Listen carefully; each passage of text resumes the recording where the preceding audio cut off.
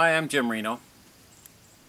I want to give you a little bit of background, tell you about myself, so when you listen to the teachings you can kind of have a little bit of understanding where I'm coming from. I was born in Frederick, Wisconsin. A year later, after my younger brother was born, we moved out to the West Coast, where I was raised in Oregon, Washington, California. My family unit basically moved constantly. By the time I graduated from the 12th grade, I had been in 15 different schools and 20 different homes. So there was a lot of instability in my life, and other dynamics going on within the family caused me to rebel and cause a lot of trouble. I remember first getting in trouble and ending up in a police station in 2nd grade. I remember first running away from home while in 2nd grade. Many other times since during my childhood I had run away from home. I remember I first tried to commit suicide when I was in 3rd grade. I went into the bathroom, went into the medicine cabinet, took every pill I can possibly find, swallowed it all, and waited to die. Nothing happened, no pain, nothing. I urinated blood for about 2 days, which kind of scared me, but otherwise I was just fine. So I thought I just had to live with a lot of the misery and the unhappiness I was living with. So in doing that, I caused a lot more trouble, ran away from home, got more trouble with the law, rebelled more and more with the family, tried to commit suicide quite a few more times. When I was in high school, especially when graduation, my father informed me the weekend I graduate is the weekend I'm out of the house. For good.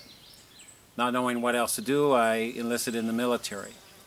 Well, they wouldn't take me into the military because I had kind of a somewhat criminal problem background and a police record, I should say. So they said if you get a judge to sign to recommend you going into the military, we'll let you in. The judge thinking that the discipline would straighten me out. Well, it didn't. I caused more problems while in the military. After 11 months, they kicked me out. And I remember the day before I was discharged from the military, I was in a jail cell in Arizona, military jail cell.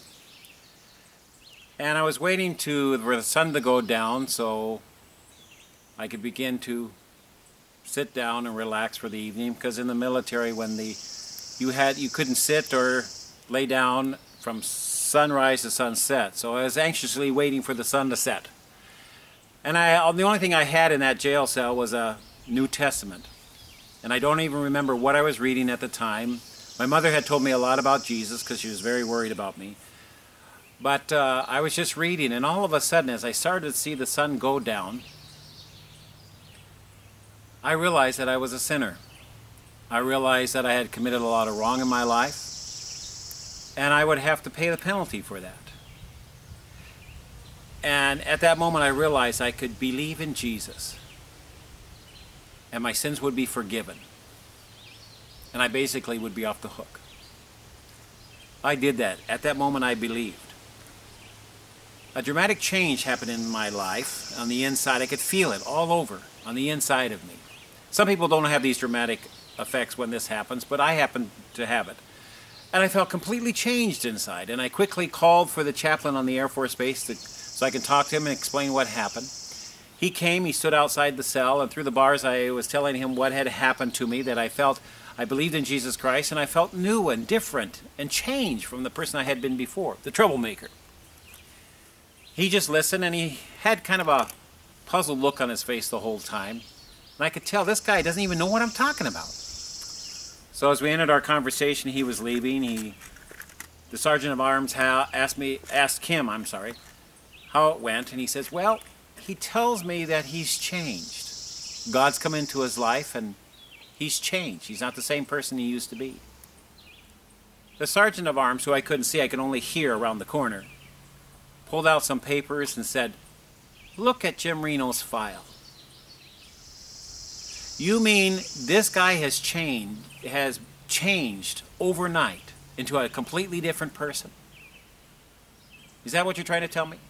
The chaplain just says, I don't understand it myself, but that's what he says. So it was left at that.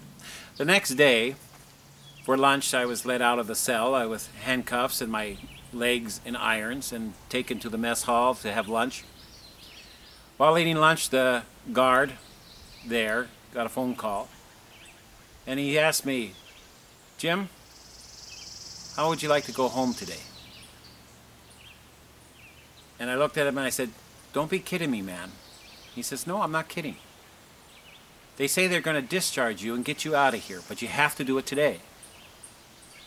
And I says, "Well, let's go." So I ran all over the Air Force Base getting certain papers signed, and the last place I had to go was the base commander and get the last piece of paper signed by him. And he chewed me out and screamed and hollered at me and told me how a horrible person I was.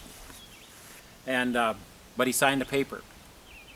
That evening, I was on a flight home from Phoenix, Arizona to Sacramento, California, with a general discharge under honorable conditions. I thought it would be dishonorable, but for some reason that's the way they made it. And from that time forward, I began to learn slowly through trial and error. I didn't know to keep going to church. I was a little bit weary of that, but I wanted to go on with God, and I began to learn slowly, enter into ministry, dabble in ministry, try ministry, feeling God coming more and more into my life. And that's led me to where I am today, in ministering around the world.